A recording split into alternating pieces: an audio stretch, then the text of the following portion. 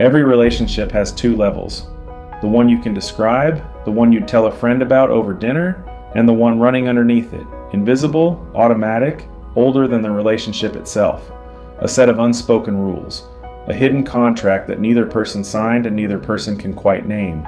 Most people go their entire lives without seeing it. Eric Berne spent his career trying to make it visible. In 1964, he published a book called Games People Play, a field guide to the hidden contracts operating inside ordinary human relationships. What he found was not what you'd expect. The contracts weren't being run by manipulative people, or damaged people, or people who'd given up on love. They were being run by everyone. By well-meaning people who had no idea the contract existed. By people who, if you asked them directly, would tell you they wanted nothing more than to connect. And yet, something kept getting in the way. By the end of this, you'll understand what that something is.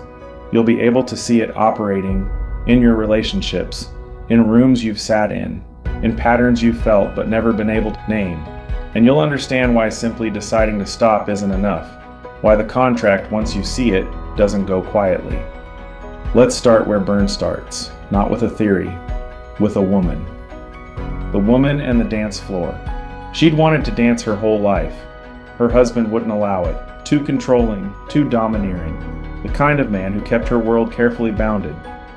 She'd spent years in a slow burn over it, telling her friends, telling her therapist, building a detailed case for how different her life might have been. If it weren't for him, then something shifted. Treatment worked. Her husband loosened his grip. She signed up for classes. She walked into the studio and froze. Not a dramatic scene. Her body just refused. A terror of the dance floor materialized the moment. There was nothing left to block her from it. A fear she'd never known was there, because she'd never had to face it directly. She'd had a reason not to. Her husband hadn't been her obstacle. He'd been her alibi. She had chosen him, out of many possible men, with a precision that looked like bad luck but wasn't. She had maintained the marriage through years of quarrels and silences and complaint, because the complaint was doing a job. It was holding something in place. And the moment it was gone, the thing it had been holding came loose. Berne's name for this is game called If It Weren't For You.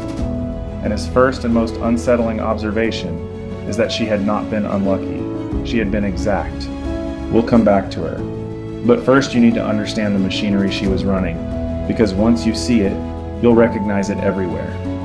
3 people inside you.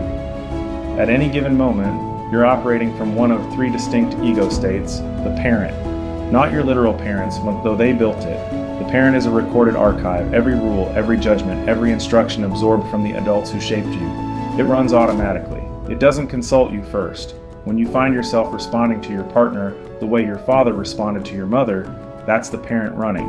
When you feel a quiet voice telling you how things are supposed to be done, that's the parent or the adult. This is you in the present tense, processing what's actually in front of you, making calculations, weighing options, engaging with reality as it is rather than as you were taught it should be. The adult is not better than the other states. It's just the one most aligned with the current moment. The child.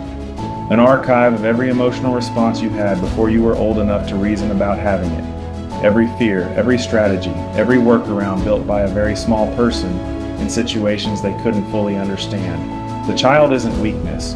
Berne is clear about this. The child is where creativity lives, and joy, and the most authentic versions of longing.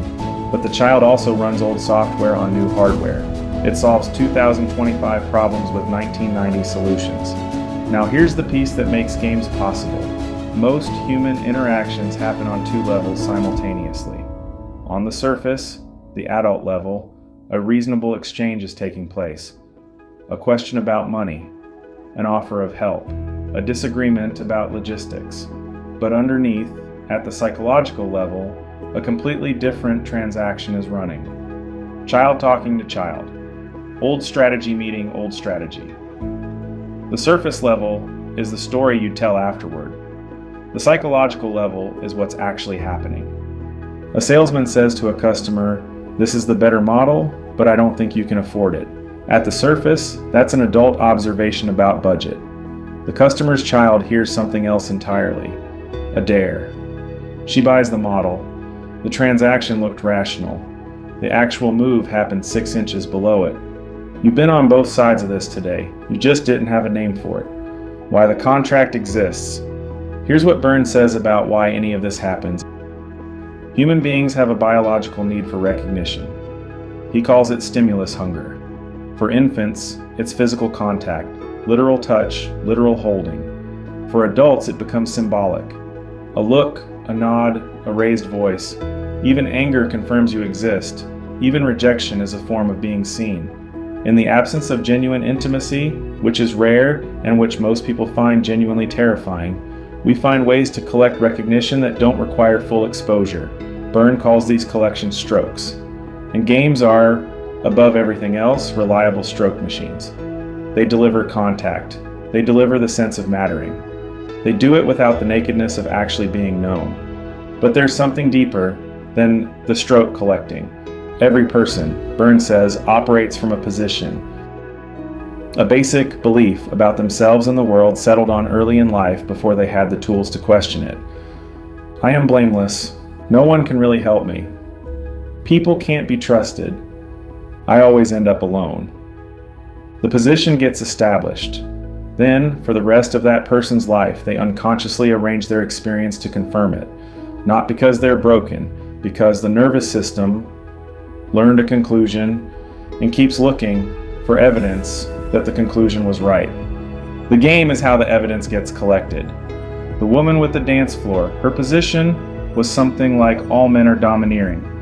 Her game, choosing a domineering man, provoking his restrictions, gathering his prohibitions as daily proof, confirmed it with impressive efficiency. The position was defended. The game was working. Now let's look at the specific games. Game 1, If It Weren't For You. The structure of this game is worth examining slowly because it's more intricate than it first appears. The woman picked a domineering man. That part seems clear, but Berne asks us to look at what the marriage was actually producing for both of them. His prohibitions fed her complaints fed their quarrels fed his guilt produced gifts, gestures, repairs. The gifts and repairs kept the arrangement alive. Every element served the system. Nothing was wasted. The marriage was, in its way, a precision instrument, just not for the purpose either of them would have named out loud. What she got from it, a reason not to face the fear, a daily supply of grievance to bring to her friends over coffee, an identity as someone who could have been more, if only, a way to feel something, frustration, resentment, longing, without the exposure of actual desire. What he got from it, a wife who needed him to be controlling, a structure where his anxiety about being left showed up as rules, and the rules were so effective she couldn't leave without ammunition. A relationship that confirmed his position, that people need managing, that without his grip things fall apart. They were providing a service to each other, a service neither could have asked for directly. Berne's antithesis for this game is almost too simple. Stop prohibiting. Say yes. Watch the phobia surface. That's exactly what happened. The husband said yes, and the dance studio revealed something his control had been protecting her from knowing about herself for years. This is why the game resists change so ferociously. The partner who becomes permissive isn't being generous from the game's perspective. They're pulling a structural support, and what the player feels is not freedom. It's exposure. You know this pattern. Not necessarily the dance floor version, but the shape of it. The partner who would travel, if only the kids weren't young, and who finds another reason when the kids grow up. The person who would be happy, if only their circumstances were different. Whose circumstances keep changing, while their mood doesn't. The one who would try, if only they weren't so tired, so unsupported, so unlucky. The circumstances aren't the game. They're the scenery. The game is the position, and the position needs protection. The person paying for that protection is whoever is standing closest. That's not metaphorical. The cost of someone's hidden contract gets paid by the people most available to receive it. The partner, the child, the long-suffering friend who keeps watching the same story run. They aren't collateral damage. They're the mechanism's operating cost. Game 2. Now I've got you. White needed some plumbing work done. He was careful about it. Reviewed costs, negotiated terms, got an agreement in writing. No extras, fixed price, the job as discussed. Then the bill arrived with $4 added. An unexpected valve. $4 on a $400 job. White called the plumber. The plumber held firm. White responded with a letter. Not about the $4, about the plumber's character, his professional ethics, his basic decency as a human being. He refused to pay the entire bill until the extra charge was dropped. The plumber dropped it. Berne noticed something when White recounted this story in therapy. White wasn't describing an irritating dispute, he was describing, with a kind of barely concealed satisfaction, a moment that had gone exactly as expected, because White had been watching for it, waiting, not consciously, not with a plan he could have articulated, but with the precision of someone who had been rehearsing this particular encounter his entire adult life. He'd forgotten dozens of similar provocations, but every battle that followed, he remembered those in detail. The provocation was incidental. The fury was the point. Berne names this game Now I've Got You, You Son of a Bitch. The name is blunt on purpose. The payoff is permission. Most people carry a reservoir of accumulated anger that has nowhere socially acceptable to go. This game solves that elegantly. It waits for someone to step out of line, and someone always does because people are imperfect and the player is watching closely. And when they do, the player obtains legitimate grounds for a response that is technically proportionate to the offense while drawing on something much larger. $4, unlimited fury. Both, in context, justifiable. The position this game defends, people can't be trusted. The overcharge was proof. The letter was evidence gathering. The plumber's capitulation was the verdict. And somewhere in White's history, years before the plumbing job, a version of this argument was rehearsed with someone who mattered far more than a plumber ever could. The signature of this game, when you encounter it in the wild, is the mismatch between the offense and the response. Someone makes a small mistake, a forgotten promise, an offhand comment, a minor failure, and the reaction arrives with a force that doesn't belong to the moment. That force has been stored. You were just the occasion for its release. And you were always going to be the plumber. From the moment you walked into the room, you were already typecast. The only question was when you'd make the move that let the game begin. Game 3. Why don't you? Yes, but this is the most common game in the world. Berne observed it running identically in therapy groups, dinner parties, committee meetings, and family kitchens across every culture he studied. You've played both roles.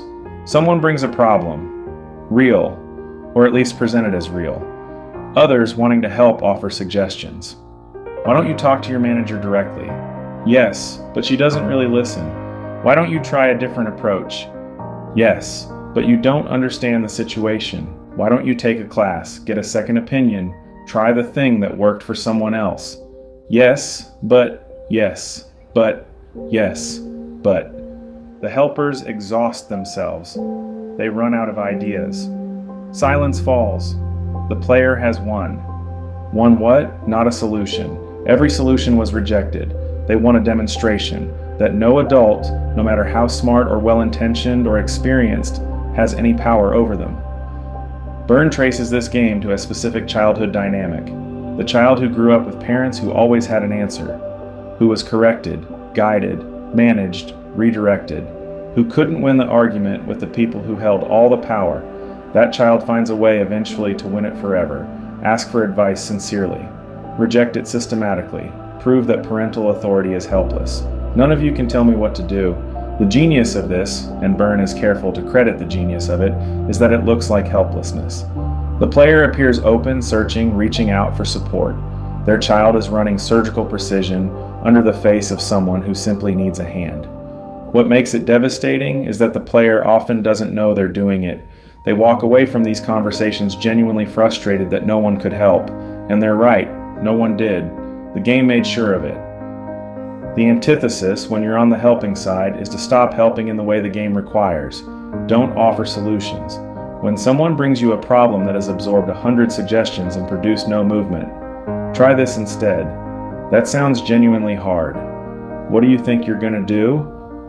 Watch what happens. The game needs a helper who tries and fails. Genuine curiosity about the player's own capacity. That, the game has no counter for.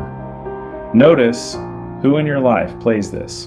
Notice the slight deflation when you don't reach for the rope. Notice how quickly they find someone else who will. Game 4, Wooden Leg. The thesis of this game is a question. Berne states it plainly. What do you expect from a man with a wooden leg? The versions you'll encounter in ordinary life are softer. They sound like, what do you expect from someone with my history? What do you expect from someone who grew up like I did? What do you expect from someone who never got the chances other people got? The structure is always the same. A real disadvantage, and Berne is careful about this, he's not dismissing the hardship, gets deployed as a permanent exemption from what the player doesn't want to attempt. The injury is real. The use being made of it is the game. During World War II, there was a man with a prosthetic leg who gave jitterbug dancing demonstrations at Army hospital amputation centers. Berne isn't holding this up as an inspirational story. He's using it to relocate the question. Wooden leg isn't answering what can I do? It's answering a different question. What can I be forgiven for not doing? The payoff is the permanent alibi. Whatever happens, or more precisely, whatever doesn't happen. The leg explains it. The leg is available at every intersection, every risk not taken, every conversation avoided, every life not yet lived has the same explanation, ready and waiting. The people who love a wooden leg player will often fight hardest to preserve the leg. That's the part that surprises people. But it shouldn't, because the loved ones are often running their own complementary game. The partner who needs someone to rescue, the friend whose identity is organized around the helping, the parent who needs the child to still need them. The leg isn't just the player's resource, it's everyone's. This is why the antithesis for wooden leg is the most uncomfortable of all of them.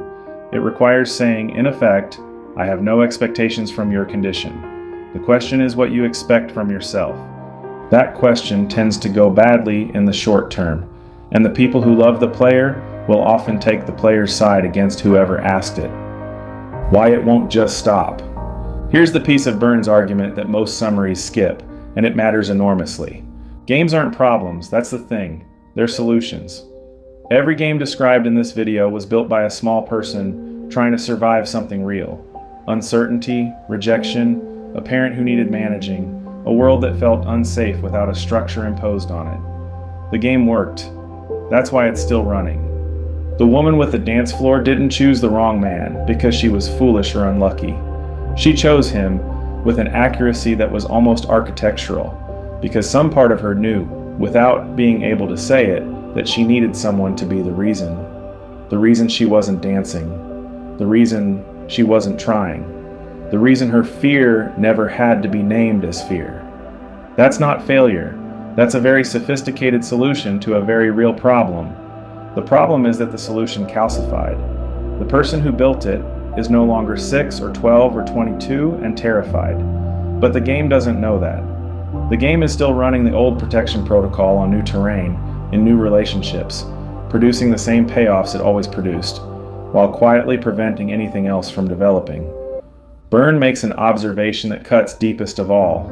He watched marriages where one partner worked through their games, dropped the patterns, showed up differently, and instead of relief, the other partner deteriorated rapidly, because their games required someone on the other side to complete the sequence.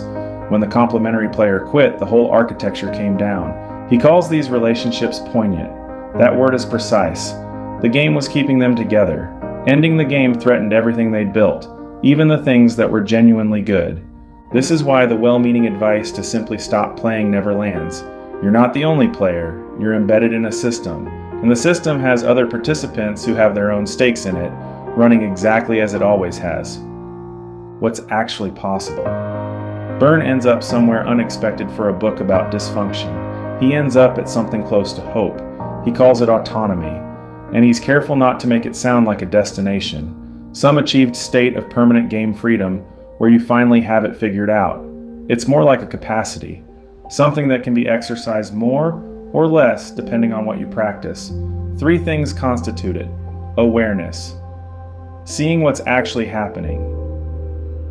In yourself, in the room, in the pattern, rather than what the script says should be happening. The woman who catches herself mid-complaint and thinks, wait, what am I actually afraid of? That's awareness. It's not comfortable. but it's where the exit is.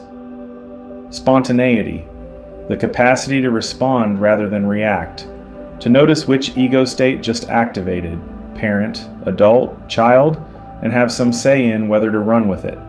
Not perfect control, just the gap, just enough space between the stimulus and the response to ask, is this what I actually want to do here? Intimacy. This is the one games were built to avoid. Not vulnerability in the soft sense. Intimacy in Berne's sense means showing up to a relationship without a script, without a move preloaded and a payoff waiting at the end, without the other person being a piece in your game, cast in a role your history assigned them before they opened their mouth. Just two people, actually present, actually in contact with who each other is right now. Most people get flashes of this, a conversation that drops its armor, a moment of genuine surprise at another person, a laugh that wasn't performed. These aren't accidents. They're what happens when the game pauses long enough for something real to surface. Berne says these capacities are recoverable. The games were learned. What was learned can be unlearned, not by deciding to, but by making the machinery visible. You can't stop running a program you can't see, but once you can see it, the program loses some of its automaticity. You still feel the pull. You still might take the move, but there's a moment, now, where you know what you're doing. That moment is the beginning. A small thing to notice. In the next 7 days, not forever, just 7, pay attention to any interaction that ends with you feeling one of these 4 things. Righteous indignation. You were provoked, and now you have grounds. Before the feeling fades, what was the provocation actually worth? And if it hadn't come, if that person had been impeccable, what would you have done with the evening? Vindicated. Your complaint was confirmed. Someone agreed with you that the situation is impossible. The person is impossible. Things really are as bad as you've been saying. What would you have had to face if the complaint had been removed? Helplessly confused. You reached out, received suggestions, and somehow none of them landed. Everyone has given up trying to help you. What would it mean, concretely, in your actual life, to accept one of those suggestions? What would change? What would you lose? Hollow victory. You won something, an argument, a concession, a proof that you were right, but the winning feels like a consolation prize for something else. What were you actually hoping for before the game started? Name the payoff. Then ask one more question. What conclusion is this protecting? The conclusions tend to sound like, I am blameless. No one can really help me. People can't be trusted. I will always end up alone. They're not facts, they're decisions, made by a very young version of you under circumstances that may not even exist anymore.